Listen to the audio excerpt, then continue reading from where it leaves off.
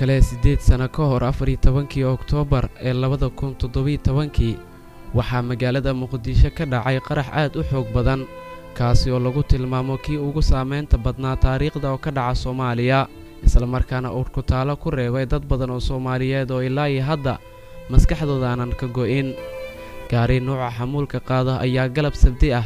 xilliga salaada casir kadib oo ku beegneed 14 Oktoobar 2017 ku qarxay isgoyska Zoobe ee Muqdisho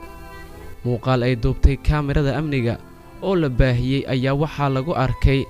wadada oo gawaari badan ay ku jiraan saxmad aad u sareysan ay ka jirtay iyo gaariga qarxay oo xawaaro ku socday kadibna ku qarxay bartamaha wadada sanad walba maanta oo kale ayaa dib loo xasuustaa qaraxan oo galaaftay nolosha dad badan qaraxaasi ayaa xasuus ku reebay dad badan oo ka mid ah Soomaalida gaar ahaan kuwa ku nool magaalada caasimadda ee Muqdisho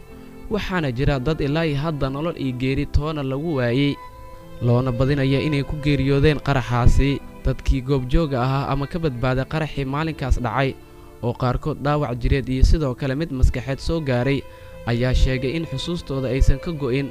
wixii maalinkaasi dhacay oo ilaa hadda ay xasuustaan Muqdisho xilligaasi kuma cusbeen qaraxyada balse waa uu ka jugweynaa kuwii dhici jiray durba qof walba oo dadkiisa waayay ayaa xilligaasi gaaray isgoyska Zoobe oo ahaa halka ugu mashquulka badan ee mashaqadu ka dhacday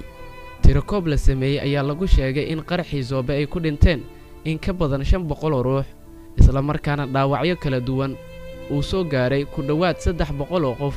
isla markaana lagu waayay dad gaaraya 54 ilaa hadda aanan la ogeyn meel ay ku dambeeyeen raq iyo ruuxba qaraxii Zoobe oo ahaa kii ugu murugada badnaa ka dhaca magaalada caasimadda ee Muqdisho